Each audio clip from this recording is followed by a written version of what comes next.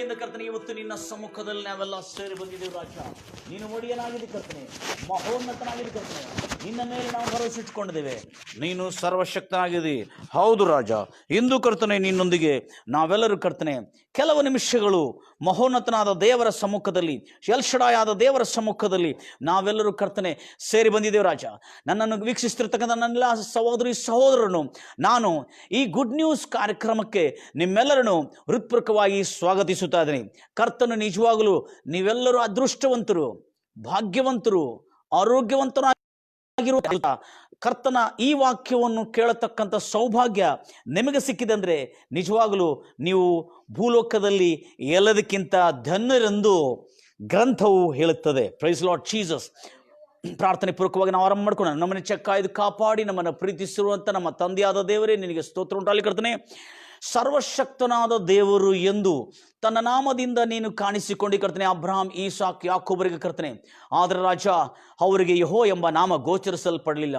ಹೌದು ಕರ್ತನೆ, ಅಬ್ರಹಾಮನ ಜೀವನ ಚರಿತ್ರದಲ್ಲಿ ಕುಲಂಕುಷವಾಗಿ ಒಂದೊಂದು ಅಂಶಗಳನ್ನು, ಅದರತಕ್ಕಂಥ ಒಂದೊಂದು ರಹಸ್ಯಗಳನ್ನು ಕರ್ತನೆ ನಮಗೆ ತೋರಿಸ್ಕೊಟ್ಟು ಕರ್ತನೆ ಅನೇಕ ಕಾರ್ಯಗಳು ನಮಗೆ ಬಯಲ್ಪಡಿಸಿದಕ್ಕಾಗಿ ಸ್ತೋತ್ರ, ಪ್ರಕಟಗೊಳಿಸಿದಕ್ಕಾಗಿ ಸ್ತೋತ್ರ ಕರ್ತನೆ.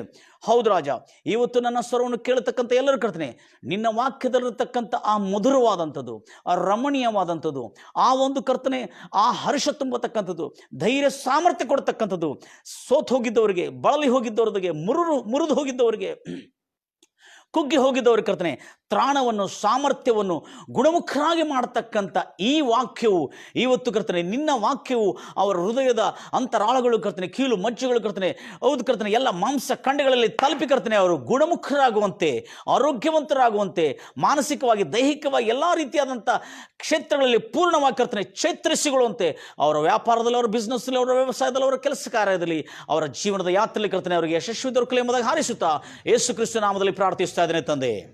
ಆಮೆನ್. ದೇವರ ನಾಮಕ್ಕೆ ಮಹಿಮೆ ಉಂಟಾಗಲಿ. ನಾವು ಈ ಒಂದು ನೇರ ಪ್ರಸಾರದಲ್ಲಿ ಅಂದರೆ ಲೈವ್ ಪ್ರೋಗ್ರಾಮ್ನಲ್ಲಿ ಗುಡ್ ನ್ಯೂಸ್ ಕಾರ್ಯಕ್ರಮವನ್ನು ನಾವು ಆರಂಭ ಮಾಡಿದ್ವಿ ನಿಮಗಾಗಿ. ಇದರಲ್ಲಿ ನಾವು ಎಲ್ ಶಡಾಯ್ ಅನ್ನತಕ್ಕಂಥ ದೇವರನ್ನು ಅಂದರೆ ಸರ್ವಶಕ್ತನಾದ ದೇವರು ಅಬ್ರಹಾಮನ ಜೊತೆಯಲ್ಲಿದ್ದ, ಅದಕ್ಕೆ ದೇವರನ್ನು ಸರ್ವಶಕ್ತನಾದ ದೇವರೆಂದು ಕರೆದನು. ಆತನಿಗೆ ಯೆಹೋವ ಎಂಬ ನಾಮ ಗೊತ್ತಿಲ್ಲ ಅನ್ನತಕ್ಕಂಥ ಕಳೆದ ಎಲ್ಲ ವಾಲ್ಯೂಮ್ಗಳಲ್ಲಿ, ಕಳೆದ ಎಲ್ಲ ಭಾಗಗಳಲ್ಲಿ 12 ಭಾಗಗಳಲ್ಲಿ ಕೂಡ ನಾವು ಅದನ್ನು ತಿಳಿದುಕೊಂಡಿರ್ತೇವೆ. ಈಗ 12ನೇ ಭಾಗಕ್ಕೆ ನಾವು ಬಂದಿದ್ದೇವೆ, ಅಂದರೆ 12ನೇ ವಾಲ್ಯೂಮ್ಗೆ ನಾವು ಬಂದಿದ್ದೇವೆ. ಎಲ್ಲರೂ ಜಾಗೃತಿಯಿಂದ ಸ್ವಲ್ಪ ನಿಮಿಷ, ಯಾಕಂದರೆ ಕಳೆದ ದಿನ ನಾವು ತಾಂತ್ರಿಕ ದೋಷ ಇರೋದ್ರಿಂದ, ಅಲ್ಲೇ ಅಂತರ್ಜಾಲದ ತಾಂತ್ರಿಕ ದೋಷ ಹೊಂದಿರೋದ್ರಿಂದ, ಇಂಟರ್ನೆಟ್ ತಾಂತ್ರಿಕ ದೋಷ ಹೊಂದಿರೋದ್ರಿಂದ ನಿಂತು ಹೋಗಿತ್ತು ಕಾರ್ಯಕ್ರಮ. ಆದರೆ ಅದನ್ನೇ ನಾನು ಸ್ವಲ್ಪ ಮಟ್ಟಿಗೆ ಮುಂದುವರಿಸಿಕೊಂಡು ನಿಮ್ಮನ್ನು ಅಲ್ಲಿ ತಲುಪಿಸಿದೆ. ಯಾಕಂದರೆ ದೇವರು ಅಬ್ರಹಾಮನಿಗೆ ಆಶೀರ್ವಾದ ಅಂದರೆ ನಾನು ನಿನ್ನನ್ನು ಆಶೀರ್ವದಿಸುವನು ಎಂದು ಹೇಳಿದನು. ಮೊದಲು ಸಾರಿರ್ತಕ್ಕಂಥ ಸುವಾರ್ತೆ ಏನಂದರೆ ವಾಗ್ದಾನದಿಂದ ತುಂಬಿರತಕ್ಕಂಥ ಆಶೀರ್ವಚನಗಳಿಂದ ತುಂಬಿರತಕ್ಕಂಥ ಆ ಸತ್ಯವು ನಾವು ಗಮನಿಸಿಕೊಳ್ಬೇಕು. ಯಾಕಂದರೆ ಆಶೀರ್ವಚನಗಳಿಂದ ತುಂಬಿದದು. ಎಂಥ ವಚನಗಳಿಂದ? ಆಶೀರ್ವಚನಗಳಿಂದ ತುಂಬಿದೆ. ಅದಕ್ಕಾಗಿ ನಾನು ನಿನ್ನನ್ನು ಆಶೀರ್ವದಿಸುವೆನು. ಹಲ್ಲೆಲೂಯಾ. ನಾನು ನಿನ್ನನ್ನು ಆಶೀರ್ವದಿಸುವನು ಅನ್ನತಕ್ಕಂಥ ಮಾತನ್ನು ಆದಿಕಾಂಡ 12ನೇ ಅಧ್ಯಾಯದಲ್ಲಿ ನಾವು ನೋಡಿದ್ದೇವೆ. ನಾನು ನಿನ್ನನ್ನು ದೊಡ್ಡ ಜನಾಂಗವಾಗಿ ನಿನ್ನನ್ನು ಆಶೀರ್ವದಿಸುವೆನು ಮತ್ತು ನಿನ್ನ ಹೆಸರನ್ನು ದೊಡ್ಡ ಹೆಸರಾಗಿ ನಾನು ಮಾಡೋಣ. ಇಂಗ್ಲೀಷ್ನಲ್ಲಿ I will make you great nation. ಇದು ಸಾಧಾರಣವಾದಂಥ ಶಬ್ದ ಅಲ್ಲ ಅಂಥೇಳಿ ನಾನು ಕಳೆದ ಎಲ್ಲ ವಾಲ್ಯೂಮ್ಗಳಲ್ಲಿ ತಿಳಿಸ್ಕೊಟ್ಟಿದ್ದೇನೆ. ಯಾಕಂದರೆ ಗ್ರೇಟ್ ನೇಷನ್ ಅಂದರೆ ಇಂಗ್ಲೀಷ್ಲಿ ಒಂದು ದೊಡ್ಡ ಶ್ರೇಷ್ಠ ರಾಷ್ಟ್ರವಾಗಿ ನಾನು ಮಾಡುತ್ತೇನೆ ಎಂಬುದಾಗಿ. ಅದಕ್ಕೆ ಗ್ರೇಟ್ ಅನ್ನೋ ಪದಕ್ಕೆ ಕನ್ನಡದಲ್ಲಿ ಅಥವಾ ಅದರ ಸ್ವಲ್ಪ ಶೈಲಿ ನನಗೆ ದೊರಕ್ತಾ ಇಲ್ಲ. ಅದಕ್ಕಾಗಿ ಸರ್ವಶ್ರೇಷ್ಠ ಎಂಬುದಾಗಿ ಹೇಳ್ತೇನೆ. ಸರ್ವಶ್ರೇಷ್ಠ ರಾಷ್ಟ್ರವಾಗಿ ನಾನು ನಿನ್ನನ್ನು ಆಶೀರ್ವದಿಸುತ್ತೇನೆ ಮತ್ತು ಮಾಡುತ್ತೇನೆ. ನಿನ್ನ ಹೆಸರನ್ನು ಸರ್ವಶ್ರೇಷ್ಠವಾಗಿ ನಾನು ಮಾಡುತ್ತೇನೆ. ಇನ್ನೊಂದು ಮಾತು ಹೇಳಬೇಕಾದ್ರೆ ಹಿಂದಿ ಅರಬಿಕ್ ಲ್ಯಾಂಗ್ವೇಜಲ್ಲಿ ಸಿಕಂದರ್ ಅಂತ ಹೇಳ್ತಾರೆ.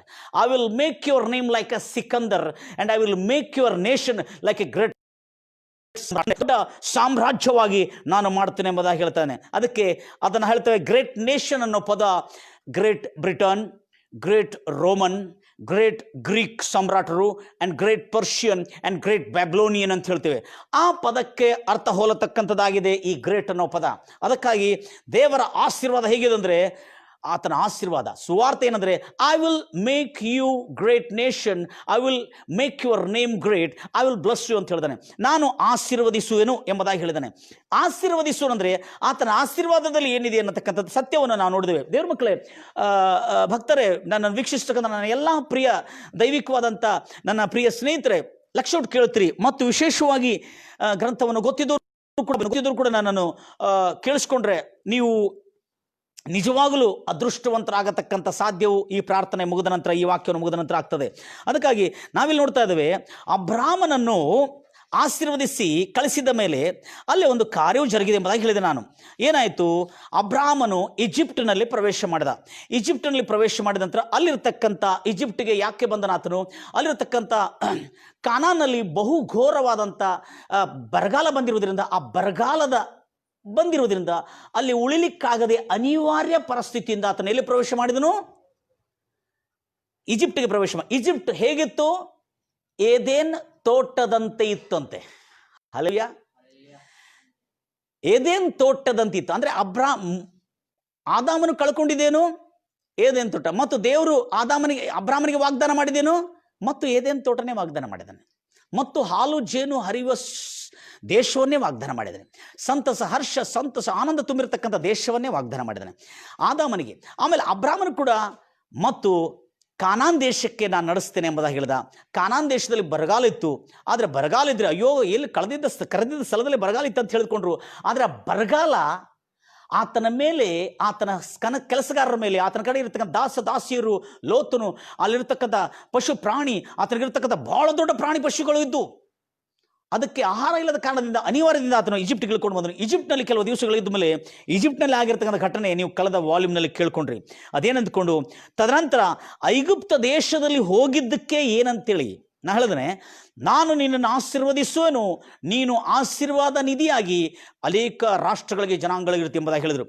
ಹಾಗೆ ಆಶೀರ್ವದಿಸುವನಂದ್ರೆ ಆಶೀರ್ವಾದದಲ್ಲಿ ಏನಿದೆ?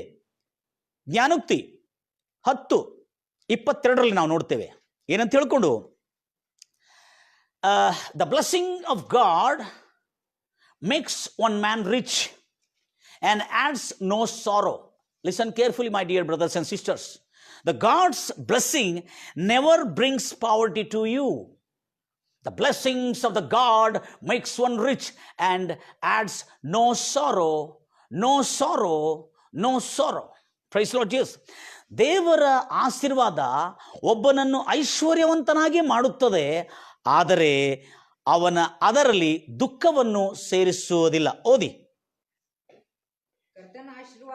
ಒಡೆಯನ ಆಶೀರ್ವಾದವು, ಕರ್ತನ ಆಶೀರ್ವಾದವು ಐಶ್ವರ್ಯವನ್ನು ಉಂಟು ಮಾಡುವುದು, ಅದರೊಂದಿಗೆ ಆತನು ಯಾವ ತರವಾದ ದುಃಖವನ್ನು ಸೇರಿಸುವುದಿಲ್ಲ. ಎಲ್ಲ ಐಶ್ವರ್ಯವಂತರು, ಬಡವರು, ಧನವಂತರು ಎಲ್ಲರಿಗೆ ಒಂದು ಶುಭವಾರ್ತೆ ಏನಂದ್ರೆ, ನಿಜವಾಗಲೂ ನೀವು ಇವತ್ತು ಕೇಳತಕ್ಕಂಥ ಈ ದೇವರ ವಾಕ್ಯದ ನಿಮಿತ್ತ ನೀವೆಲ್ಲರೂ ಶ್ರದ್ಧೆಯಿಂದ ಕೇಳೋದಾದರೆ, ನನ್ನ ಎಲ್ಲ ಪ್ರೋಗ್ರಾಮ್ಸ್ಗಳು ನೀವು ಪೂರ್ಣ ಶ್ರದ್ಧೆಯಿಂದ ಗ್ರಹಿಸಿ ಕೇಳೋದಾದರೆ, ನಿಮ್ಮ ಜೀವನದಲ್ಲಿ ಐಶ್ವರ್ಯದೊಟ್ಟಿಗೆ ದುಃಖ, ಕಣ್ಣೀರು, ಬಾಧೆಗಳು, ರೋಗಗಳು, ವ್ಯಾಧಿಗಳು, ಅನಿಷ್ಟಗಳು ಇರುವುದಿಲ್ಲ. ಮನಃಶಾಂತಿಯಿಂದ ನೀವು ಐಶ್ವರ್ಯವನ್ನು ಗಳಿಸ್ತೀರಿ. ಮನಃಶಾಂತಿಯನ್ನು ಹಾಳು ಮಾಡಿಕೊಂಡು ಐಶ್ವರ್ಯವನ್ನು ಗಳಿಸಿದರೆ ಅವನು ಯಾವತ್ತಿಗೂ ಸುಖವಾಗಿರುವುದಿಲ್ಲ. ಅಂತಹ ಧನ ಸಂಪತ್ತಿಕರು, ಅಂತಹ ಧನವಂತರು ಅನೇಕ ಜನರು ಆತ್ಮಹತ್ಯೆ ಮಾಡಿಕೊಂಡಿದ್ದನ್ನು ನೀವು ಕೇಳಿರ್ತೀರಿ. ಆದ ಕಾರಣ ಈಗ ಅಬ್ರಾಮನಿಗೆ ಯಾವ ದುಃಖ ಇಲ್ಲದೆ ಆತನು ಐಗುಪ್ತ ದೇಶದಲ್ಲಿ ಹೋಗಿರುವಾಗ, ಐಗುಪ್ತ ದೇಶ ಏದೇನ್ ತೋಟದ ಸಮೃದ್ಧಿಯಲ್ಲಿತ್ತು. ಆದರೆ ಫರೋ ಅರಸನು ಕೂಡ ಬಹು ಧನವಂತನಾಗಿದ್ದ. ಅಂದಿನಿಂದ ಅಬ್ರಾಮನಿಗೆ, ಹಲ್ಲೆಲೂಯಾ,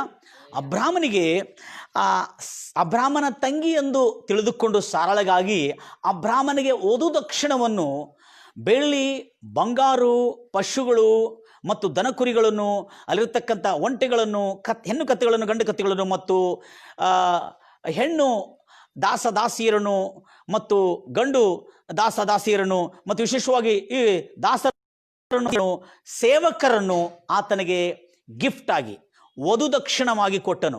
ಅದರಲ್ಲಿ ಬಹಳಷ್ಟು ಜನರಿದ್ರು. ಅದನ್ನು ನಾವು ಹೇಳಿದೆ. ಆಗ ಅಬ್ರಾಮನ 13ನೇ ಅಧ್ಯಾಯಕ್ಕೆ ನಾವು ಬಂದಾಗ, ಅಬ್ರಾಮನು ಬಹುಧನವಂತನಾದನು. ಅಂದರೆ ಅರ್ಥ ಏನು? ದೇವರ ಆಶೀರ್ವಾದ ಅಬ್ರಾಮನನ್ನು ಧನವಂತನಾಗಿ ಮಾಡಿದೆ ಹೊರತು ಅದರೊಳಗೆ ದುಃಖವನ್ನು ಸೇರಿಸಲಿಲ್ಲ. ಅವನ ಹೆಂಡತಿಗಾಗಲೂ ಯಾವ ಕೇಡು ಸಂಭವಿಸಲಿಲ್ಲ. ಆತನ ಕಡೆ ಕೆಲಸ ಮಾಡ್ತಿರ್ತಕ್ಕಂಥ ಎಲ್ಲ ಕೆಲಸಗಾರರು, ಆತನ ಕಡೆ ಕೆಲಸ ಮಾಡ್ತಿರ್ತಕ್ಕಂಥ ದಾಸದಾಸಿಯರು ಯಾರಿಗೂ ಯಾವ ಕೇಡು, ಯಾವ ನಷ್ಟ, ಯಾವ ರೋಗವಾಗಲಿಲ್ಲ. ಮತ್ತೊಂದು ಮಾತನ್ನು ನಿಮ್ಮ ಗಮನಕ್ಕೆ ತರಬೇಕು ನಾನು. ಅಬ್ರಾಮನು ದೇವರು ಕರೆದಂಥ ಸಮಯದಲ್ಲಿ ಸುಮಾರು 60ನೇ ವಯಸ್ಸಿಂದ ಆತನು ಆ ಯಾತ್ರೆ ಮಾಡಲಿಕ್ಕೆ ಆರಂಭ ಮಾಡಿದಾನೆ.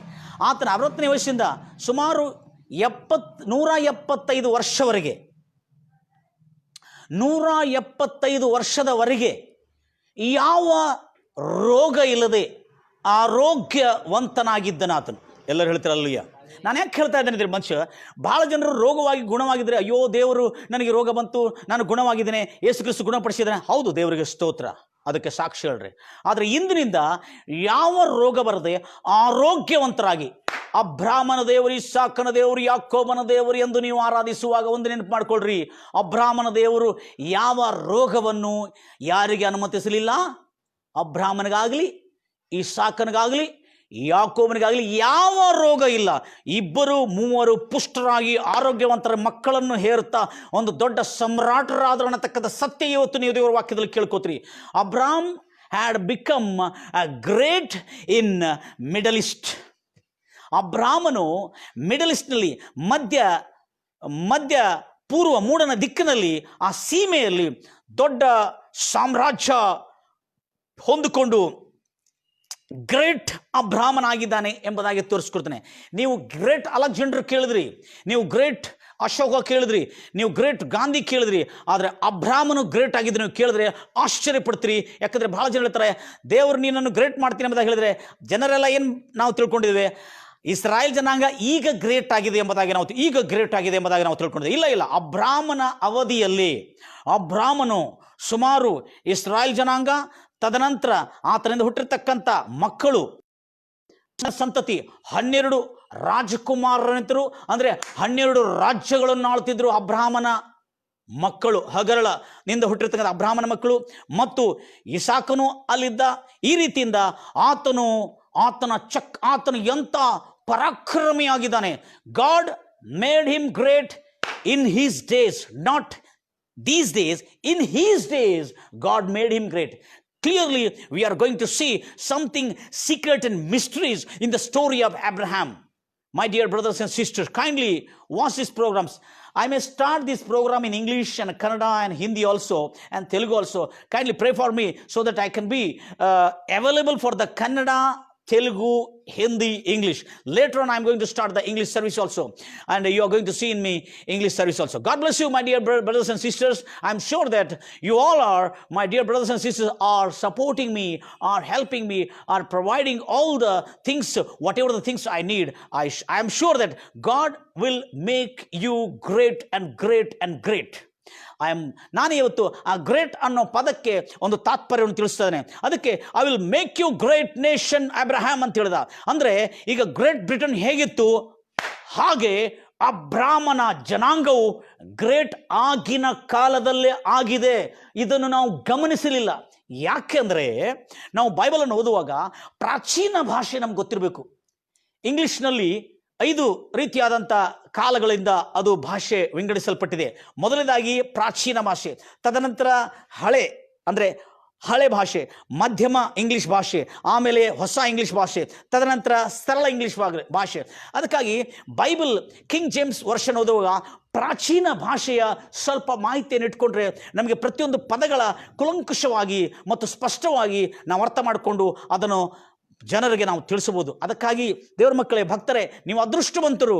ನಾನು ಸುಮಾರಷ್ಟು ವರ್ಷಗಳು, 30 ವರ್ಷಗಳು ದೀರ್ಘ ನಾನು ಥಿಯಾಲಜಿ ಮಾಡಿದ ನಂತರ 30 ವರ್ಷಗಳು ಸುದೀರ್ಘವಾದಂಥ ಅಧ್ಯಯನದಲ್ಲಿ ಪಡ್ಕೊಂಡಿರ್ತಕ್ಕಂಥ ಈ ಒಂದು ರಹಸ್ಯ ನೀವು ಸಿಂಪಲ್ ಸ್ವಲ್ಪ ಅರ್ಧ ತಾಸಲ್ಲಿ ಅಥವಾ ಕೆಲವು ನಿಮಿಷಗಳಲ್ಲಿ ನೀವು ಪಡ್ಕೊಳ್ಳಿಕ್ಕಿದ್ರಿ. ದಯಮಾಡಿ ನೀವು ನಿಮ್ಮ ಮೊಬೈಲನ್ನು ಬಂದ್ ಮಾಡದೆ ಅದನ್ನು ಕೇಳ್ಕೊಳ್ತೀರಿ, ನಿಮ್ಮ ಮಾಧ್ಯಮವನ್ನು ಬಂದ್ ಮಾಡದೆ ನೀವು ಕೇಳ್ಕೊಳ್ತೀರಿ. ಯಾಕಂದರೆ ಅದನ್ನು ನಿಲ್ಲಿಸದೆ, ಅದನ್ನು ಆಫ್ ಮಾಡದೆ ನೀವು ಕೇಳ್ಕೊಳ್ತೀರಿ. ದೇವರ ನಾಮಕ್ಕೆ ಹೇಗೆ Abram had become great in Middle East countries. The kingdoms of the Arab, the kingdoms of the Middle East were respecting Abraham, and they said the most mighty prince ಅಂತ ಹೇಳಿದ್ರು.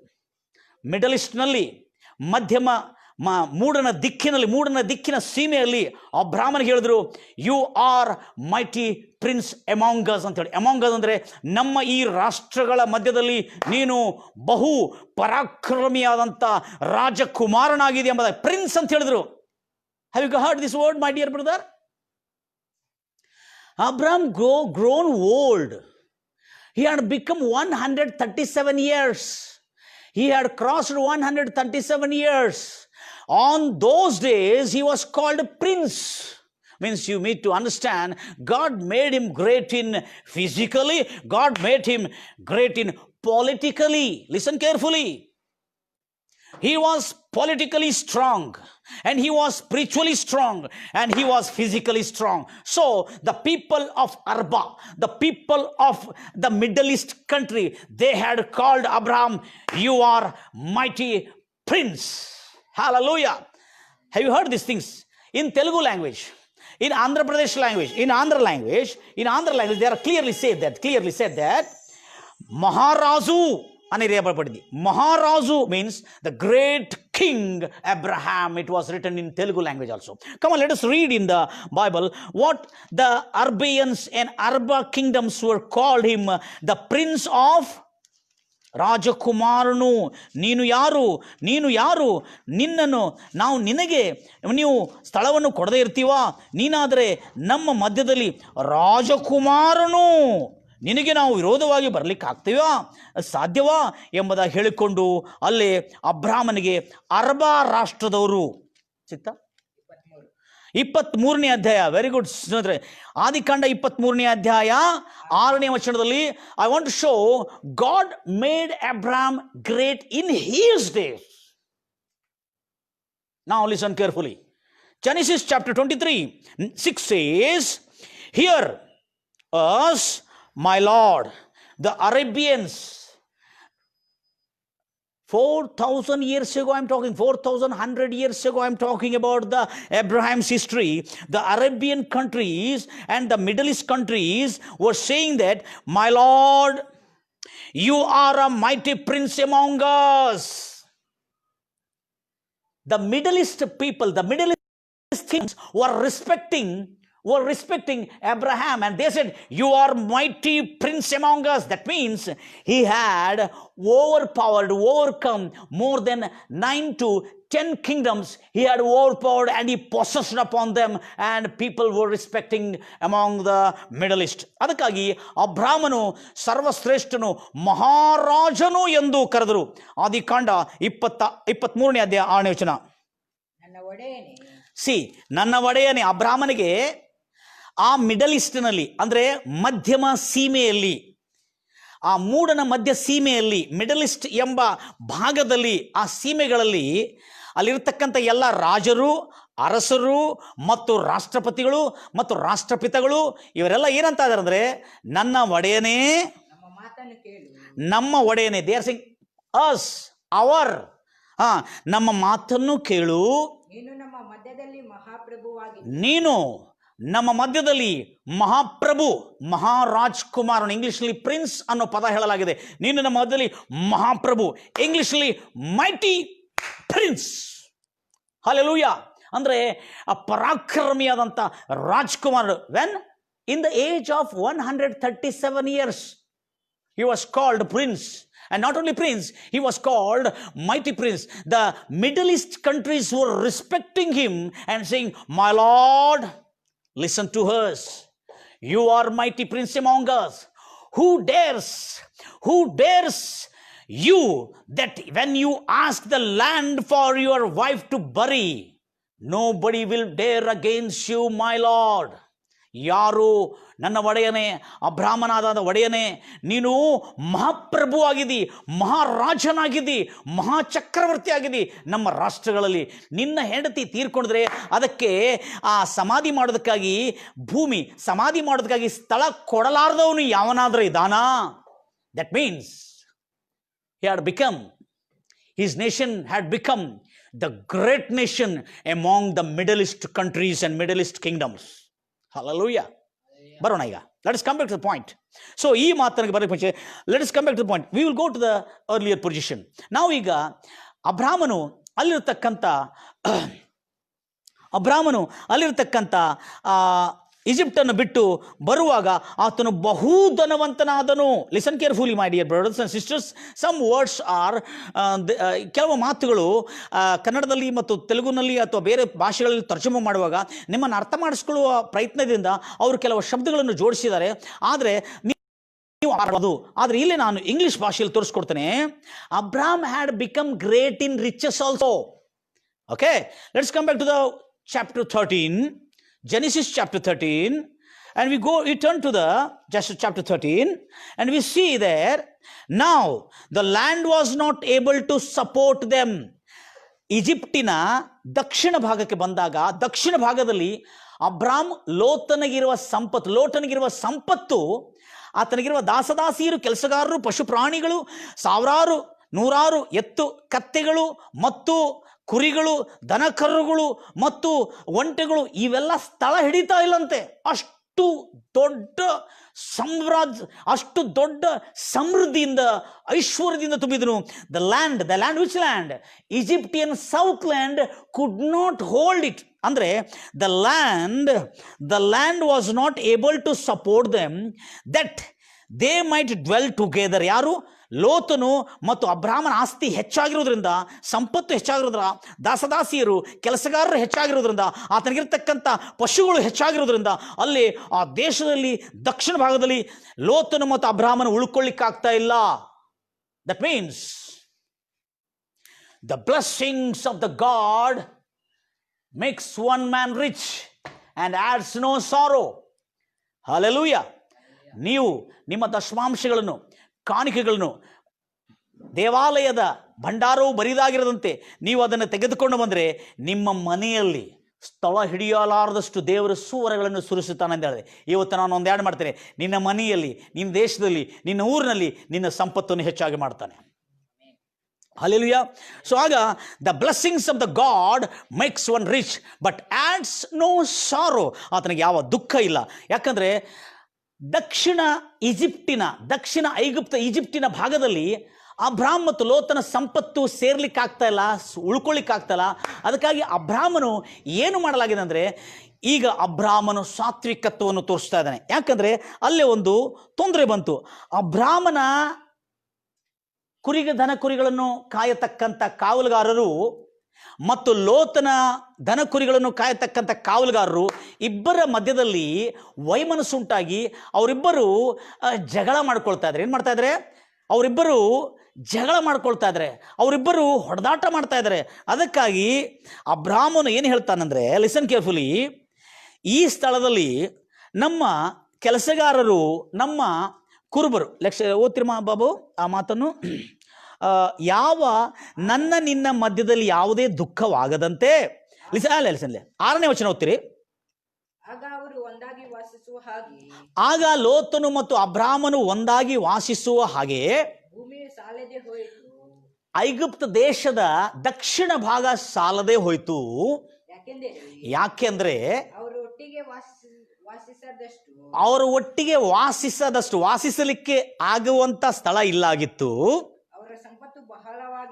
ಅವರ ಸಂಪತ್ತು ಬಹಳವಾಗಿತ್ತು. ಇಂಗ್ಲಿಷ್ನಲ್ಲಿ, I want to tell in English, ಬಹಳ ಅನ್ನೋ ಪದ ಇಂಗ್ಲಿಷ್ನಲ್ಲಿ ಗ್ರೇಟ್ ಅಂತ ಹೇಳಲಾಗಿದೆ. Praise Lord Jesus. ಎಲ್ಲರೂ ಹಲ್ಲೆಲೂಯಾ.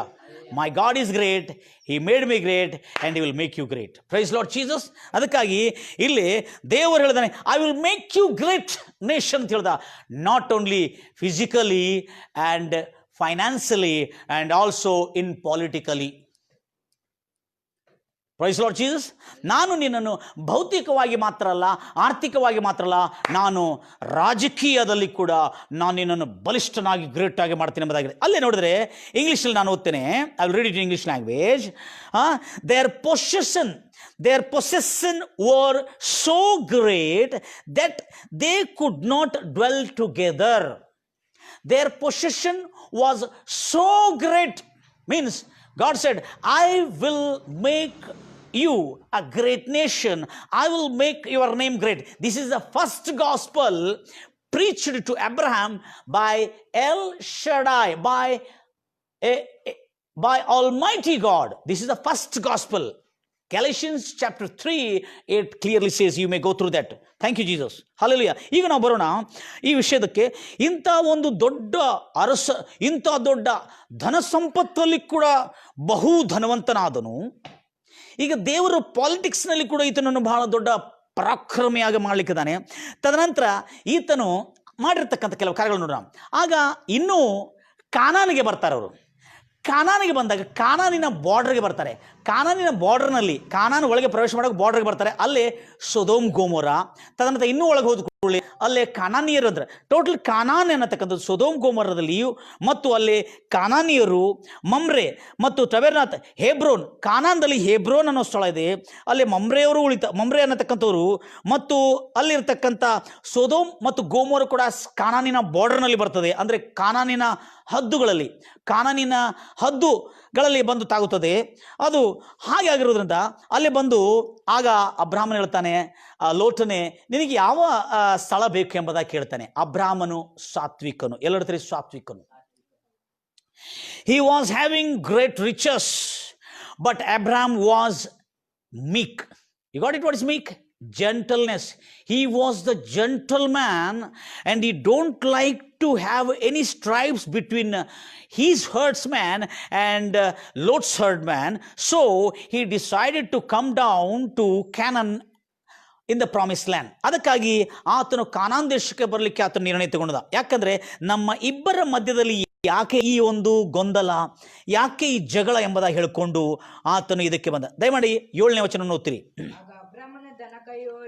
ಹಾ, ಲೋಟನ ದನ ಕಾಯುವವರಿಗೂ ಜಗಳವಾಯಿತು. ಹಾ, ಕಾನಾನ್ಯರು ಪೆರಿಜೆಯರು ಆಗ ದೇಶದಲ್ಲಿ ಇದ್ದರು. ಈಗ ನೋಡ್ರಿ, ಕಾನಾನ್ಯರು, ಪೆರಿಜಿಯರು, ಹೀವಿಯರು ಇಲ್ಲ ಆ ಸಮಯದಲ್ಲಿ ದ್ವೇಷದಲ್ಲಿ, ಹೀವಿಯರಲ್ಲ, ಕಾನಾನ್ಯರು, ಪೆರಿಜಿಯರು ಮತ್ತು ಆ ಸಮಯದಲ್ಲಿ ದೇಶದಲ್ಲಿದ್ರು, ದೇಶದಲ್ಲಿ ಕಾನಾನ್ ದೇಶದಲ್ಲಿ ವಾಸವಾಗಿದ್ದರು. ಅಬ್ರಾಹ್ಮನು ಲೋಟನಿಗೆ, ನನಗೂ ನಿನಗೂ, ನನ್ನ ದನ ಕಾಯೋರಿಗೂ ನಿನ್ನ ದನ ಕಾಯೋರಿಗೂ ಜಗಳವಿರಬಾರದು. Abraham was gentleman. He said that between you and me and my herdsman, between your herdsman, there should not be any stripes. Stripes means quarreling. ಯಾವ ಡಿಸ್ಪ್ಯೂಟ್ ಇರಬಾರ್ದು. ಅದಕ್ಕಾಗಿ ಯಾಕೆ ನಾವು ಇಬ್ಬರು ಸ್ವಲ್ಪ ದೂರ ಹೋಗಿ ವಾಸ ಮಾಡಿಕೊಳ್ಳೋಣ. ಯಾಕಂದ್ರೆ ಇಬ್ಬರು ಶಾಂತಿಯಿಂದ, ಸಮಾಧಾನದಿಂದ ನಾವು ಬದುಕೋಣ.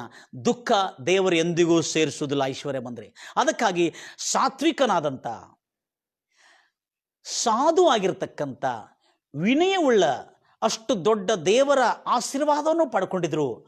ಹೇಳ್ತಾ ಇದ್ದಾನೆ, ನಿನ್ನ ಮತ್ತು ನನ್ನ ಮಧ್ಯದಲ್ಲಿರ್ತಕ್ಕಂಥ ಈ ದನಕುರಿಗಳನ್ನು ಕಾಯತಕ್ಕಂಥವರ ಜಗಳವಾಗದೆ ನಾವಿಬ್ಬರು ದೂರ ಪ್ರದೇಶಗಳನ್ನು ತೆಗೆದುಕೊಂಡು ಕಾನಾನ್ ಒಳಗೆ ಪ್ರವೇಶ ಮಾಡಿ ಇವುಗಳನ್ನು ತೆಗೆದುಕೊಂಡಾಗ ನಿರ್ಣಯಿಸಿಕೊಂಡು ಅಲ್ಲೇ ಒಳಗೆ ಪ್ರವೇಶ ಮಾಡಿದ ಕೂಡಲೇ ಆಗ ಆ ಬ್ರಾಹ್ಮಣ ಹೇಳ್ತಾನೆ, ಲೋತನೆ ಮೊದಲು ನೀನು ನೋಡ್ಕೋ. What A gentleman. We can see the gentleness and meekness of the Abraham towards to his servants and also to his Lot, the son of his brother. Hallelujah. ತನ್ನ ಸಹೋದರನ ಮಗನಾಗಿರ್ತಕ್ಕಂಥ ಲೋತನ ಕಡೆಗೆ ಎಷ್ಟು ಕನಿಕರ ದಯಾ ಸಾತ್ವಿಕತ್ವವನ್ನು ತೋರಿಸ್ತಾ ಇದ್ದಾನೆ. ನನ್ನ ಮಧ್ಯದಲ್ಲಿರ್ತಕ್ಕಂಥ ಕೆಲಸಗಾರರಿಗೆ ಯಾವುದೇ ರೀತಿಯಾದ ಜಗಳವನ್ನು ಇರಬಾರ್ದೆಂಬುದಾಗಿ, ಆಯಿತು ನಿನಗೆ ಮುಂದೆ ಹೋಗೋಣ, ಕಾನಾನೊಳಗೆ ಪ್ರವೇಶ ಮಾಡೋಣ. ಆಗ ಕಾನಾನೊಳಗೆ ಪ್ರವೇಶ ಮಾಡಿದ ಕೂಡಲೇ ನಿನಗೆ ಯಾವ ಸ್ಥಳ ಬೇಕೋ ಅದನ್ನು ತಗೋಪ್ಪ ಅಂತ ಹೇಳಿದೆ. ಯಾಕಂದ್ರು ಅಬ್ರಾಹ್ಮನು ಸಾತ್ವಿಕನು, ಅಬ್ರಾಹ್ಮನು ವಿನಯವುಳ್ಳವನು, ಅಬ್ರಾಹ್ಮನು ದೀನನು. ಮೊದಲನೇ ತಗೋಪ್ಪ ಅಂತ ಹೇಳ್ದ. ಆಗ ಈ ಲೋಟನು ಭಾಳ ಹುಷಾರು ಮನುಷ್ಯ, ಹೆಂಗ್ ಮನುಷ್ಯ ಪಾಪ, ಯವನಸ್ಥನು. ಅವನೇ ಮಾಡ್ದ, ಅವನು ಸೊದೋಮ್ ಗೋಮೋರವನ್ನು ನೋಡಿದ. ಸೊದೋಮ್ ಗೋಮೋರವನ್ನು ನಾಶ ಮಾಡ್ಲಿಕ್ಕೆ ಮುಂಚೆ ಆ ಸೊದೋಮ್ ಗೋಮೋರ ಹೇಗಿತ್ತಂತೆ? ಏದೇನ್ ತೋಟದಂತೆ ನೀರಾವರಿ ಪ್ರದೇಶವಾಗಿತ್ತಂತೆ. Listen carefully my dear brothers and sisters. Adam lost the Eden, but God brought him back to the Garden of Eden itself. ಆದಾಮನು ಏದೇನ್ ತೋಟವನ್ನು ಕಳ್ಕೊಂಡ, ಮತ್ತು ತಿರುಗಿ ಮಾನವನಿಗೆ ಏದೇನ್ ತೋಟದಂಥ ಹಾಲು ಜೇನು ಹರಿಯುವಂಥ ಸುಖ ಸಮೃದ್ಧಿ ಇರತಕ್ಕಂಥ ಸಮಾಧಾನ ನೆಮ್ಮದಿ ಇರತಕ್ಕಂಥ ದೇಶಕ್ಕೆ ಮತ್ತು ನಡೆಸ್ತಾನೆ. ಅಲ್ಲಿ ರಚಕನು, ಲಿಸನ್ ಕೇರ್ಫುಲಿ, ಇಲ್ಲಿ ರೈಟರ್ ಯಾರು? ಮೋಸೆ ಇದಕ್ಕೆ ರೈಟರ್. ಅಲ್ಲಿ ಆಗಿರ್ತಕ್ಕಂಥ ಘಟನೆ ಯಾರಿಗೆ? ಅಬ್ರಹಾಂ ಮತ್ತು ಲೋತನಿಗೆ. ಲೋತನು ಕಣ್ಣೆತ್ತಿ ನೋಡಿದ ಕೂಡಲೇ ಸಮಸ್ತ ನೀರಾವರಿಯಿಂದ ತುಂಬಿ ಪ್ಲೇನ್ ಆಗಿತ್ತಂತೆ ಸೊದೋಮ್ ಗೊಮೋರ, ಎಲ್ಲ ನೀರಾವರಿಯಿಂದ ಸಮೃದ್ಧಿಯಿಂದ ತುಂಬಿದ್ದತ್ತೆ. ಆಗ ಸೊದೋಮ್ ಗೊಮೋರ ಏದೇನ್ ತೋಟದಂತೆ ಇತ್ತು. Listen carefully. ಆಮೇಲೆ 2 ರಾಜ್ಯಗಳು, ಸೊದೋಮ್ ಒಂದು ರಾಜ್ಯ, ಗೊಮೋರ ಒಂದು ರಾಜ್ಯ ಮತ್ತು ಈಜಿಪ್ಟ್ ಒಂದು ರಾಜ್ಯ. ಈಜಿಪ್ಟನ್ನು ಏದೇನ್ ತೋಟದಂತೆ ಹೋಲಿಸಿದ್ರು. ಈಜಿಪ್ಟನ್ನು ಏದೇನ್ ತೋಟದಂತೆ ಹೋಲಿಸಿದ್ರು ಹಾಗಿತ್ತಂತೆ. ಮತ್ತು ಸೊದೋಮ್ ಅನ್ನೋ ರಾಜ್ಯ, ಗೊಮೇರ ಅನ್ನುವ ರಾಜ್ಯ, ಅದನ್ನು ಕೂಡ ಏದೇನ್ ತೋಟವನ್ನು ಹೋಲಿಸಿದ್ರು. ಯಾಕಂದ್ರೆ ಏದೇನು ತೋಟದಂತೆ ಇತ್ತು. God's the original will, not heaven, the land of honey and milk, pleasantness and goodness. ಹರ್ಷ ರಮಣೀಯ ಆತನ ಉದ್ದೇಶವಾಗಿ ತೊರೆತು not heaven. After the death of the saints, they had gone to paradise, not heaven, my dear brothers and sisters. Listen carefully. He had gone to, after every saints, those who are died in Christ or before Christ, they had gone to paradise, not in heaven. Listen carefully. We are coming to the point now, right now. Okay, ಅದಕ್ಕಾಗಿ ನಾವು ಕೇಳ್ಕೊಳ್ತಾ ಇದ್ದೇವೆ. ಅದೇ ರೀತಿಯಿಂದ ಈಗ ನಾವು ಗಮನಿಸ್ತಾ ಇದ್ದೇವೆ. ಈ ರೀತಿಯಿಂದ ಅಬ್ರಾಮನು ತನ್ನ ಸಹೋದರನ ಮಗನಾಗಿರ್ತಕ್ಕಂಥ ಲೋತನಿಗೆ ಹೇಳಿದ, ನಿನಗೆ ಯಾವ ಸ್ಥಳ ಬೇಕು ತಗೊಂಡು. ಅವನು ಸೊದೋಮ್ ಗೊಮೋರವನ್ನು ನೋಡಿಕೊಂಡು ಎಂಥ ಹಸಿರಾದ ಸ್ಥಳವನ್ನು ತೆಗೆದುಕೊಂಡ್ಬಿಟ್ಟ. ಆಮೇಲೆ ಅಬ್ರಾಮನಿಗೆ ದೇವರು ಹೇಳ್ತಾನೆ, wow, you are very good guy ಅಂತ ಹೇಳ್ತಾನೆ. ಆಮೇಲೆ ದೇವರು ಹೇಳ್ತಾನೆ, ನೀನು ಈಚೆಗೆ ಕಣ್ಣು ತಿರುಸು. ಆದಿಕಾಂಡ 13ನೇ ಅಧ್ಯಾಯ ಆತನ ಎಷ್ಟು ಚೆನ್ನಾಗಿ ಹೇಳ್ತಾನೆ. 14ನೇ ವಚನದಲ್ಲಿ ಹೇಳ್ತಾನೆ, ಓದ್ತಿರಲ್ಲಿ. ಲೋಟನು ಅಬ್ರಾಮನಿಂದ ಅಗಲಿದ ಮೇಲೆ ಕರ್ತನು ಆತನಿಗೆ, ಅಬ್ರಾಮನಿಗೆ ಹೇಳಿದ, ಕರ್ತನು ಆತನಿಗೆ, ನಿನ್ನ ಕಣ್ಣುಗಳನ್ನೆತ್ತಿ ನೀನಿರುವ ಸ್ಥಳದಿಂದ ಉತ್ತರಕ್ಕೂ ದಕ್ಷಿಣಕ್ಕೂ ಪೂರ್ವಕ್ಕೂ ನೋಡು. ಕಾರಣ ಏನಂದ್ರೆ, ನೀನು ನೋಡುವ, ನಿನ್ನ ಕಣ್ಣಿಗೆ ಎಷ್ಟುವರೆಗೆ ದೃಷ್ಟಿ ಹೋಗ್ತದೆ ಅಲ್ಲಿವರೆಗೆ ನೀನು ನೋಡುವ ದೇಶವನ್ನು. Hello, not 30-40 land, not 100 acres, not 1000 acres. ನೀನು ನೋಡುವ ದೇಶವನ್ನೆಲ್ಲ ನಾನು ನಿನಗೆ, ನಿನಗೂ, ನೆನಪಿಟ್ಕೋರಿ, ನಿನಗೂ ನಿನ್ನ ಸಂತತಿಗೂ ಶಾಶ್ವತವಾದಂಥ ಸ್ವಾಸ್ಥ್ಯವಾಗಿ, ಇಮ್ಮೂವೇಬಲ್ ಪ್ರಾಪರ್ಟಿ ಆಗಿ, ಇನ್ಹೆರಿಟೆನ್ಸ್ ಆಗಿ ನಾನು ಕೊಡುತ್ತೇನೆ. ಸ್ಥಿರ ಆಸ್ತಿಯಾಗಿ ನಾನು ಕೊಡುತ್ತೇನೆ. ಮತ್ತು ಅಷ್ಟೇ ಸಾಕು, ಭೂಮಿಯ ಧೂಳಿನಷ್ಟೇ ಮಾಡುವನು, ಉಸುಕಿನಂತೆ ಮಾಡುವನು. ಆಮೇಲೆ ಆತನಿಗೆ ಹೇಳಿದನು, ರೈಸ್, 17ನೇ ವಚನ,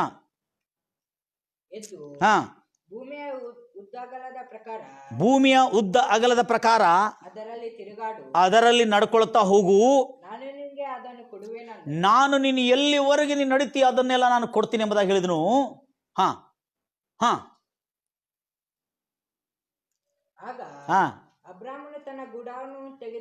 ಅಬ್ರಾಮನು ತನ್ನ ಗುಡಾರ, ಡೇರೆಗಳು ಗುಡಾರ ಮಾಡ್ಕೊಳ್ತಾರ ಅವಾಗ, ತನ್ನ ಗುಡಾರಗಳನ್ನು ತೆಗೆದುಕೊಂಡು ಹೆಬ್ರೋನ್, ಆವಾಗ ಹೆಬ್ರೋನ್ ಅನ್ನೋ ಹೆಸರಲಾಗಿತ್ತು, ಇತ್ತೀಚೆಗೆ ಬಂದಿತ್ತು. ಯಾವಾಗ?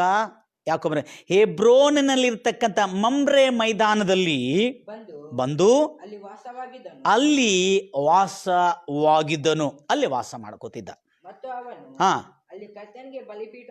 ಅಲ್ಲಿ ಒಂದು ಯಜ್ಞ ಪೀಠವನ್ನು ಕಟ್ಟಿ ತನ್ನ ಕೆಲಸಗಳನ್ನು ಮಾಡಿಕೊಳ್ಳುತ್ತಾ ಇದ್ದ. ಆದರೆ ಅಬ್ರಾಮನು ನೋಡಿರ್ತಕ್ಕಂಥ ಆ ಒಂದು ಮೇಲ್ಭಾಗವನ್ನು, ಸೊದೋಮ್ ಗೊಮೋರವನ್ನು ಬಿಟ್ಟು ಮೇಲ್ಭಾಗ ನೋಡಿರುವಾಗ ಅಲ್ಲಿ ಪೂರ್ಣ ರೀತಿಯಾಗಿ ತಯಾರಾಗಿಲ್ಲದಿದ್ರು ಪರವಾಗಿಲ್ಲ, ಆ ಪ್ರದೇಶ ಸ್ವಲ್ಪ ಹಸುರಾಗಿಲ್ಲ, ಒಣನೆಲವಾಗಿದೆ, ಬರಡು ಭೂಮಿ ಹಂಗೆ ಕಾಣ್ತಾ ಇದೆ ಅಂತ ತಿಳ್ಕೊಂಡು ಅಬ್ರಾಮನ ಅದನ್ನು ನೋಡಿದ.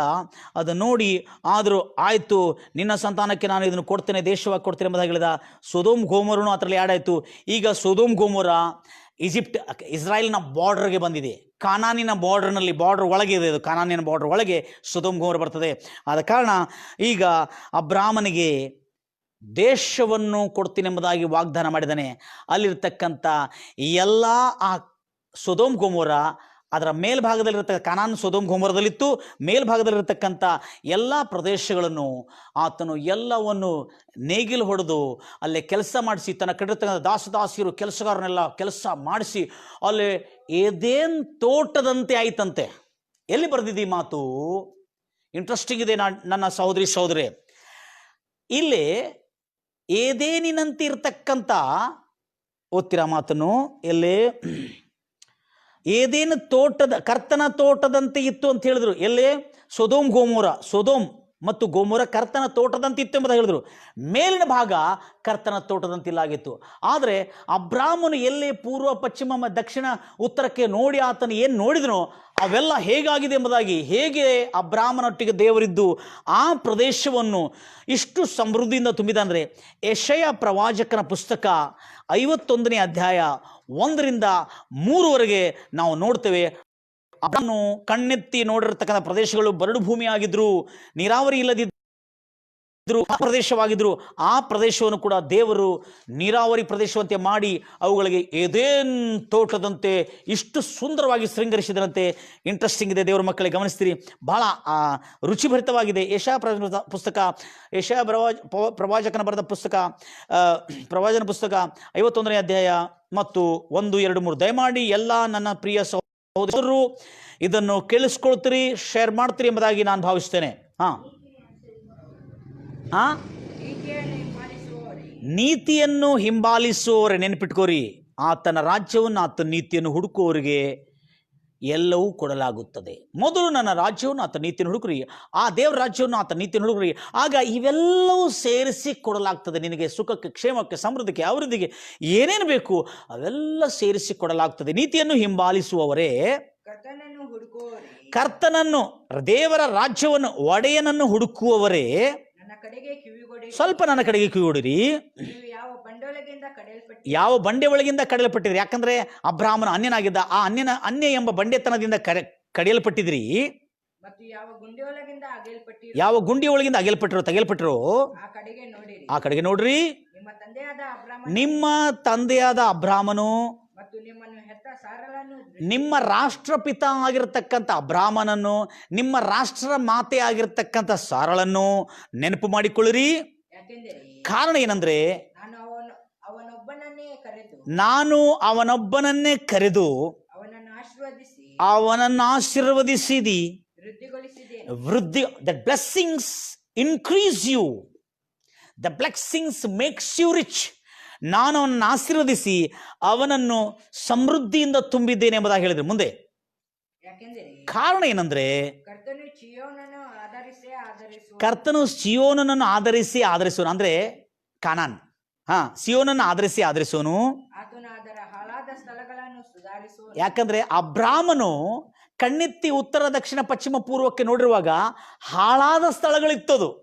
ಅದಕ್ಕಾಗಿ ದೇವರು ಅಬ್ರಾಮನ ನೋಡಿರ್ತಕ್ಕಂಥ ಹಾಳಾದ ಸ್ಥಳವನ್ನು ಸುಧಾರಿಸಿ, ಅವುಗಳನ್ನು ಶೃಂಗರಿಸಿ, ಅವುಗಳನ್ನು ಸಮನೆಲವಾಗಿ ಮಾಡಿ, ಆ ಕಾನಾನ್ನಲ್ಲಿರ್ತಕ್ಕಂಥ ಆ ಒಂದು ಅರಣ್ಯ ಪ್ರದೇಶವನ್ನು ಏದೇನಿನ ಹಾಗೆ, ಮರುಭೂಮಿಯನ್ನು ಕರ್ತನ ತೋಟದ ಹಾಗೆ. ಸೊದೋಮ್ ಗೋಮೋರ ಕರ್ತನ ತೋಟದಾಗಿತ್ತು, ಓಕೆ. ಬಟ್ ಆ ಅಬ್ರಾಮನು ಲೋತನಿಗೆ ಕೊಟ್ಟ ಸೊದೋಮ್ ಗೋಮೋರ. ಆದರೆ ಅಬ್ರಾಮನು ನೋಡಿರ್ತಕ್ಕಂಥ ಕೊರಕಲಾದ ಭೂಮಿ, ಎಡವಟ್ಟಾದ ಭೂಮಿ, ಬೆಳಗ್ಗೆ ಕೇಳಿಗಿರ್ತ ಅರಣ್ಯ ಪ್ರದೇಶವಾಗಿರ್ತಕ್ಕಂಥ ಭೂಮಿ, ಬರಡು ಭೂಮಿಯನ್ನು ಅಬ್ರಾಮನ ಅದನ್ನು ನೋಡಿದ. ಆದರೆ ದೇವರು ಅದನ್ನು ಏದೇನ್ ತೋಟದಂತೆ ಶೃಂಗರಿಸಿದಂತೆ. ಏದೇನ್ ತೋಟದ ಎಲ್ಲ ಥರದ ಮರದ ಹಣ್ಣುಗಳು, ಬಂಗಾರು, ಬೆಳ್ಳಿ, ನಾಣ್ಯ, ಸುಖ, ಸಮಾಧಾನ, ನೆಮ್ಮದಿ, ತೃಪ್ತಿ, ಆರೋಗ್ಯಗಳು ಅಲ್ಲಿತ್ತಂತೆ. ಹೋದ್ರಿ ಮುಂದೆ. ಅಲ್ಲಿ ಏನಿತ್ತು? ಸೊದೋಮ್ ಗೋಮೋರ್ ಕಾನಾನ್ ದೇಶದಲ್ಲಿ ದೇವರು ಏದೇನ್ ತೋಟದಿಂದ ಎಲ್ಲ ಥರದ ಮರದ ಹಣ್ಣುಗಳನ್ನು ಕೊಟ್ಟಿದ್ದು ಮಾತ್ರವಲ್ಲ, ಅಲ್ಲಿ ಲಿಸನ್ ಕೇರ್ಫುಲಿ, ಏದೇನ್ ತೋಟದಲ್ಲಿ ಏನೇನಿತ್ತಂದ್ರೆ ಅಲ್ಲಿ ಆನಂದವೂ ಉಲ್ಲಾಸವೂ ಉಪಕಾರ ಸ್ತುತಿಯು ಕೃತಜ್ಞತಾ ಸ್ತುತಿಗಳು ಇಂಪಾದ ಸ್ವರವು ಕಂಡುಬರು ಇಂಪಾದ ಸ್ವರಗಳು ಕೇಳಿ ಬರುತ್ತಿತ್ತು. ಅಂದ್ರೆ ಅಲ್ಲೇ ಬಂಗಾರು, ಬೆಳ್ಳಿ, ನಾಣ್ಯ, ನದಿಗಳು, ಹಸುರಾದ ನೀರಾವರಿ ಪ್ರದೇಶ, ಸಮೃದ್ಧಿ, ಅಭಿವೃದ್ಧಿ, ಎಲ್ಲ ಥರದ ಮರದ ಹಣ್ಣುಗಳನ್ನು ಮಾಡಿದ್ದ ಮಾತ್ರವಲ್ಲೇ ಅಲ್ಲಿ ಹರ್ಷ, ಸಂತೋಷ, ಉಲ್ಲಾಸ, ಇಂಪಾದ ಗಾನಗಳು ಕೃತಜ್ಞತಾ ಸ್ತುತಿಗಳಿಂದ, ಇದರಿಂದ ಕೃತಜ್ಞತಾ ಸ್ತುತಿಗಳಿಂದ ಇಂಪಾದ ಗಾನಗಳು ಅಲ್ಲಿ ಕೇಳಿಸಿದ ಬರ್ತಿತ್ತಂತೆ. ಪಶುಗಳು, ಪಕ್ಷಿಗಳು, ಪ್ರಾಣಿಗಳು, ಆಕಾಶದಲ್ಲಿ ಹಾರಾಡೋ ಪಕ್ಷಿಗಳು, ಕಾಡು ಎಲ್ಲ, ಆತನ ಕಡೆ ಇರತಕ್ಕಂಥ ಪ್ರಾಣಿಗಳೆಲ್ಲ ಎಷ್ಟು ಹರ್ಷಧ್ವನಿ ಮಾಡ್ತಿದ್ರಂತೆ. ಎಲ್ಲರೂ ಹೇಳ್ತಿರಲ್ವಯ್ಯ, ಈ ಸಂತೋಷ ಬೇಕಾ? ಕರ್ತನು, ಒಡೆಯನು ಅಬ್ರಾಮನಿಗೆ ವಾಗ್ದಾನ ಮಾಡಿದ್ದು ಪರಲೋಕ ಅಲ್ಲ, ಆತನು ಈ ಲೋಕದಲ್ಲಿರತಕ್ಕಂಥ ದೇಶದಲ್ಲಿ ಸುಖ, ಕ್ಷೇಮ, ಸಮೃದ್ಧಿ, ಅಭಿವೃದ್ಧಿ, ಆರೋಗ್ಯ, ಬಲಿಷ್ಠ, ಪುಷ್ಟಿ, ಆರ್ಥಿಕದಲ್ಲಿಯೂ ಬಲಿಷ್ಠನು, ಶ್ರೇಷ್ಠನು, ಗ್ರೇಟ್ ಆದನು. ಫಿಸಿಕಲ್ನಲ್ಲಿ, ಭೌತಿಕದಲ್ಲಿ ಕೂಡ ಆತನು ಗ್ರೇಟ್ ಆದನು. ಪಾಲಿಟಿಕ್ನಲ್ಲಿ ಮತ್ತು ರಾಜನೀತಿಯಲ್ಲಿ, ಅಂದರೆ ರಾಜ್ಯದಲ್ಲಿ, ಅಂದರೆ ಆತನ ರಾಜ ಸಮೂಹದಲ್ಲಿ ಕೂಡ ಆತನು ಗ್ರೇಟ್ ಆಗುವುದನ್ನು ನೆಕ್ಸ್ಟ್ ವಾಲ್ಯೂಮ್ನಲ್ಲಿ ನಾವು ಕೇಳಲಿಕ್ಕಿದ್ದೇವೆ. ಯಾರು ಅದನ್ನು ತಪ್ಪಿಸ್ಕೊಡ್ರಿ, ಕಣ್ಣು ಮುಚ್ಚನ ಪ್ರಾರ್ಥಿಸೋಣ. ದೇವರ ಮಕ್ಕಳೇ, god made Abraham great in riches also. ದೇವರು ಅಬ್ರಹಾಮನನ್ನು ಗ್ರೇಟ್ ಆಗಿ ಮಾಡಿದ್ದು, ಆರ್ಥಿಕದಲ್ಲಿ ಕೂಡ ಆತನನ್ನು ಗ್ರೇಟ್ ಆಗಿ ಮಾಡಿದನು. ಆಮೇಲೆ ಈ ಪ್ರದೇಶಗಳಲ್ಲಿರುವಾಗ ಅಬ್ರಹಾಮನ ಸಾತ್ವಿಕತ್ವವನ್ನು ನೋಡಿದ್ದೇವೆ, ಅಬ್ರಹಾಮನ ವಿನಯ ನೋಡಿದ್ದೇವೆ, ಅಬ್ರಹಾಮನ ತ್ಯಾಗವನ್ನು ನೋಡಿದ್ದೇವೆ. ತನ್ನ ಜೊತೆಯಲ್ಲಿ ಬಂದಿರತಕ್ಕಂಥ ಲೋತನಿಗೆ ಒಳ್ಳೆ ನೀರಾವರಿ ಪ್ರದೇಶವನ್ನು ಕೊಟ್ಟನು, ಮತ್ತು ತನಗಿರತಕ್ಕಂಥದ್ದು ಕಡಿಮೆ ಆಗಿದ್ರೂ ಪರವಾಗಿಲ್ಲ, ನೀರಾವರಿ ಪ್ರದೇಶವನ್ನು ಕೊಟ್ಟನು. ಹಲ್ಲೆಲೂಯಾ. ಆದರೆ ಆತನು ಹಾಳಾದ ಭೂಮಿಯನ್ನು ತೆಗೆದುಕೊಂಡುಕೊಳ್ಳೆ, ಕರ್ತನು ಸರ್ವಶಕ್ತನು ಆತನ ಜೊತೆಯಲ್ಲಿದ್ದು ಹಾಳಾದ ಭೂಮಿಯನ್ನು ಸುಧಾರಿಸಿ ಏದೇನ್ ತೋಟದಂತೆ ಮಾಡಿದನು. ದೇವರ ಮಕ್ಕಳೇ, ನಿಮ್ಮ ಬಿಸ್ನೆಸ್ ಹಾಳಾಗಿದೆಯಾ? ನಿಮ್ಮ ವ್ಯಾಪಾರ ಹಾಳಾಗಿದೆಯಾ? ನಿಮ್ಮ ಕೌಟುಂಬಿಕ ಜೀವನ ಹಾಳಾಗಿದೆಯಾ? ನಿಮ್ಮ ಭೌತಿಕ ಜೀವನ ಹಾಳಾಗಿದೆಯಾ? ನಿಮ್ಮ ವ್ಯವಸಾಯ ಹಾಳಾಗಿದೆಯಾ? ಎಲ್ಲವನ್ನು ಇಂದಿನಿಂದ ನನ್ನ ಸುವಾರ್ತೆಯನ್ನು ಕೇಳತಕ್ಕಂಥ ನೀವೆಲ್ಲರೂ, ಇಂದಿನಿಂದ ಕರ್ತನು, ಒಡೆಯನು, ಸರ್ವಶಕ್ತನಾದ ಯೇಸು ನಿಮ್ಮ ಜೀವನದಲ್ಲಿ ಈ ಅದ್ಭುತಗಳನ್ನು ಖಂಡಿತವಾಗಿ ಮಾಡಲಿಕ್ಕಿದ್ದಾನೆ. ನೀವೆಲ್ಲರೂ ಪ್ರಾರ್ಥನೆಯಲ್ಲಿ ನನ್ನೊಟ್ಟಿಗೆ ಏಕೀಭವಿಸುವುದಾದರೆ ನಾನು ನಿಮಗಾಗಿ ಪ್ರಾರ್ಥಿಸುತ್ತೇನೆ. ಕಾಯ್ದು ಕಾಪಾಡಿ ನಮ್ಮನ್ನು ಪ್ರೀತಿಸಿರುವಂಥ ನಮ್ಮ ತಂದೆಯಾದ ದೇವರೇ, ನಿನಗೆ ವಂದನೆಗಳು, ಸ್ತೋತ್ರಗಳು, ಕೋಟಿ ನಮನಗಳು ಕರ್ತನೆ. ಹೌದು ರಾಜ, ನನ್ನ ಇಲ್ಲಿ ಕರ್ತನೆ, ಈ ಒಂದು ಮಾಧ್ಯಮದ ಮೂಲಕವಾಗಿ ಕರ್ತನೆ, ನಿನ್ನ ವಾಕ್ಯದಲ್ಲಿರತಕ್ಕಂಥ ಅಬ್ರಾಹ್ಮನ ಜೀವನ ಚರಿತ್ರದಲ್ಲಿರತಕ್ಕಂಥ ಪರಮ ರಹಸ್ಯಗಳು ನಾವು ನೋಡಿದೆವು ಕರ್ತನೆ. ನಾನು ನಿನ್ನನ್ನು ಗ್ರೇಟಾಗಿ ದೊಡ್ಡ ಜನಾಂಗವಾಗಿ ಮಾಡ್ತೀನಿ ಎಂಬುದಾಗಿ ಹೇಳಿದ ಆತನನ್ನು ಆರ್ಥಿಕದಲ್ಲಿ ಇಷ್ಟು ಸಂಪತ್ತುಳ್ಳವನಾಗಿ ಮಾಡಿದ, ಆತನ ಆರೋಗ್ಯದಲ್ಲಿ ಒಂದು ಸ್ವಲ್ಪ ಹೇರುಪೇರಾಗದಂತೆ ಪುಷ್ಟನಾಗಿ ಆರೋಗ್ಯವಂತನಾಗಿದ್ದು ಬಲಿಷ್ಠನಾಗಿ ಮುಂದೆ ಸಾಗುತ್ತಾ ಇದ್ದಾನೆ. ಹೌದು ರಾಜ, ನಿನ್ನ ವಾಗ್ದಾನದಲ್ಲಿ ಎಷ್ಟು ಸತ್ಯತೆ ಕರ್ತನೆ.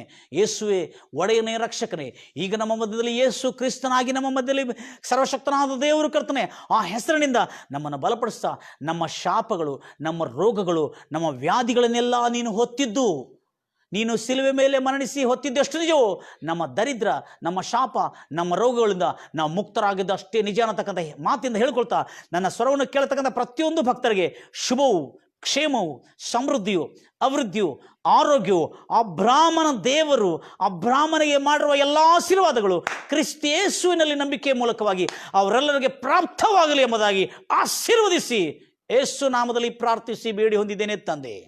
ಆಮೇನ್. God bless you. God loves you.